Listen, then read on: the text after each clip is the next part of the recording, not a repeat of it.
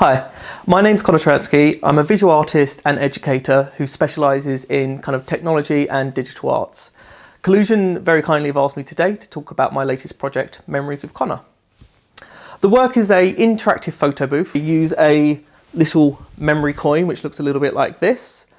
They put that into the machine. They are then able to select a memory that they want to make, and they are then transported into that memory. Their image is cut out and they are in live time composited into different environments, different memories, and they are able to push buttons on screens to choose kind of what happens next in the memory. Once they have done their 4 different areas of the memory, it gets printed out automatically like this for them to take away. The project talks about my own experiences with having a really poor memory, which is a lot to do with my neurodivergency. But forgetfulness is something that most people can relate to. So I wanted to create a kind of experiential piece of work where people can kind of step into my memories and have that ability to choose exactly what the outcome is. After exhibiting the first version of the work for the MA final show, exhibiting it a few times, including at Boomtown Music Festival. Each time I rebuild the work, I'm focusing on it being as accessible and as clear as possible, because it's really important with interactive work that you don't lose accessibility with the more interactivity you add into it.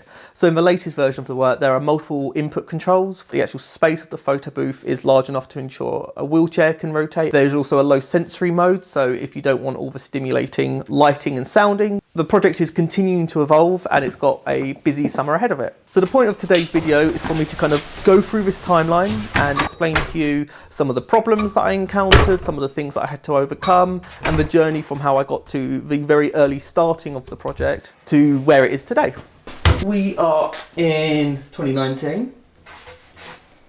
This was an earlier project I was doing called I Have a Bad Memory. I was 3D scanning elephants for my great-grandma. I was turning them into wax moulds like this one here. I was then melting them on that hot plate. I was then filming that. I was turning it onto a display that rotated.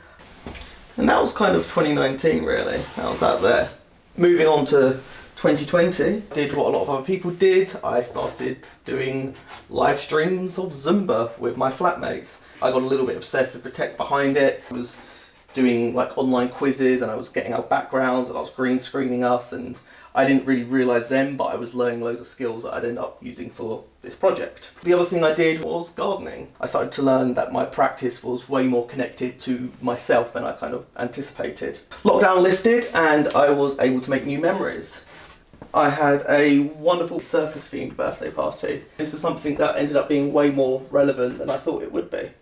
Moved out of my flat, realised I still wanted to grow things, but I was living at home with my parents. So I took over their roof of their garage, still making things. This time I was making a little box, a really important box. And then I think this is definitely like a really poignant time. There's a photo booth gallery space that you can visit in Brighton, and the guy let me have a look inside of it and let me see how the developing worked, and that kind of was like, whoa, yeah, because I love that kind of stuff. And that was about the end of 2021. So these are the first 3 years of the project. At the moment, I'm aware it doesn't look very photo boothy.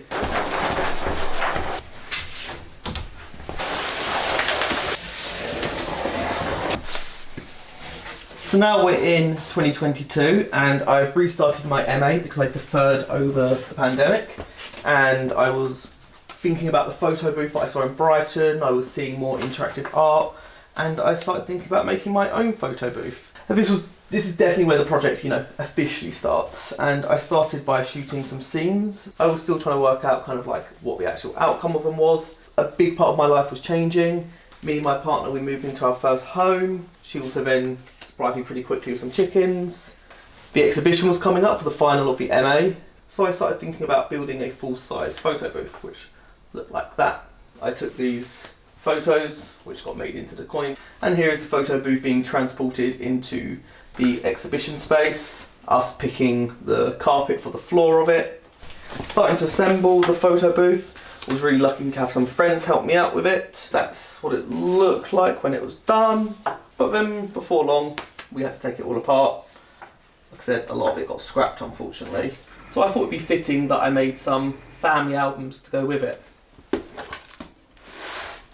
And they kind of represented how the photo booth would work. So I recreated the photos with silhouettes. The project definitely links in with family albums as well, because most people choose to select the same series of events inside of them. You know, what one is people going to be more drawn towards? The more exciting sounding option, or the everyday one? I was done with uni, but I knew I wanted the project to continue, and that kind of brings us on to 2023. I started applying to take the photo booth to new places. The photo booth went to the Gulbenkian as part of a Performing Arts and Theatre Festival. So it was at the start of the year that I applied to take the photo booth to Boomtown. It was the first time the photo booth would be going to such a large, completely different environment. I also started my residency at Metal Culture, which was surrounded by really helpful, intelligent people who I could get feedback from. So that was the booth set up in the little space that I had there. And then building really started mass production, because I was going back to that original big scale photo booth. Lots of 3D printed parts, lots of coins. I was trying to design everything to be as modular and quick to assemble as possible. I was able to really start programming all the lighting, because there's all these DMX pixel lights inside of it. I got to get people like my brother to have a look at my work. I started building other parts out of it. So these are the memory menus. And I did some open nights as part of my residency where we were able to speak about memories. So just as my deadlines were kind of really coming in and it was all getting a bit stressful, Amber took me to goat yoga, which at the time I was a bit critical of, but I feel like I really needed that goat yoga way more than I expected it. I had more people come in and help me to disassemble the project. We broke everything up into different parts. I finished off some little things like the foot pedals, which was part of the accessibility improvements. And just as we were going off to Boomtown, on my way out the door I noticed this little leak on the ceiling, which is definitely foreshadowing for something later on. We loaded up our van and here we are at the venue. We were building through the night. It was a really intense few days to get it ready in time, but we did, which was amazing. And then we had a couple of thousand people come through the photo booth, talk about memories, and then like that, it was gone. We were packed up, we were ready to go home. And unfortunately, we came home to that tiny leak turning into a ceiling that had collapsed, which was quite stressful. But I was still managing to grow vegetables, which was good. We had some disposable cameras get developed, so we had some photos come back from building the photo booth. And I was really lucky to get this empty studio space, which I soon managed to fill up. It was also around about this time that I applied for this funding with Applause Rural Touring.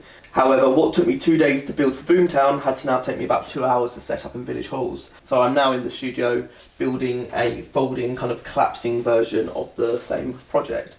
Around about here-ish. I started a residency in Brighton called Wonderlab. I applied to go back to Boomtown, to Shambhala, which is going to be amazing. And I continue to work on making the photo booth smaller and more portable.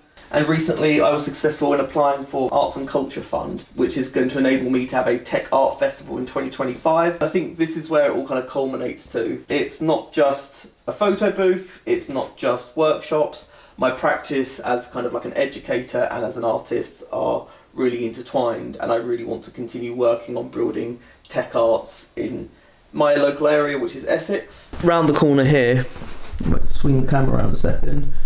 We can see the photo booth in its current version. But now what I really need to do is make it fold in half so I can get it in the back of a van. I'm still working on that. So that is a really quick overview over the last few years of developing and touring this project. This is my first time touring work. There are things that you take for granted when you build a project and you know how it works, such as instructions you have to read or pushing buttons in the right order. And when you give it to strangers, then they use things in ways you didn't expect. And I like to always say they're not using it wrong, they just haven't been guided correctly. What happens if you hold down a button for a few seconds rather than just letting it go? That's something I know not to do, but people might well do that. What happens if someone walks out of the photo booth halfway through because they got bored? In response to that kind of issue, I integrated a countdown timer. At first, there was only a visual cue for when the photo was doing its countdown timer. So what ended up happening was people would be in a position like this, and they wouldn't be able to see the screen counting down to take the photo. And they would kind of be like, has the photo taken yet? So when I saw that, that was my cue to then introduce a countdown noise. The other kind of things I've had to really encounter and work with is just the physical size of the work. The photo booth is about 2.5 meters long by 1.5 meters wide and about 2.5 tall, so it's a big room. This is what led me to the system I've developed of 3D printing these brackets which attach these metal poles. It allows me to fold the photo booth down to fit into a small van, and it also gives me the ability to reset it up again in only a few hours. There's a lot of trial and error involved, but I've also been really encouraged by the response from people, the engagement, and the support and advice that I've had from numerous people. So thank you again to Collusion for the opportunity to talk about my work. I think it is really important to continue working on getting art and tech to kind of feel more related and also more accessible, because there is a lot of ring fencing going on when it comes to learning how to start playing and hacking with tech. Organisations like Collusion are doing great work to unravel that, and hopefully work like my photo booth is also contributing to that. So thank you again, and hopefully see you at the photo booth.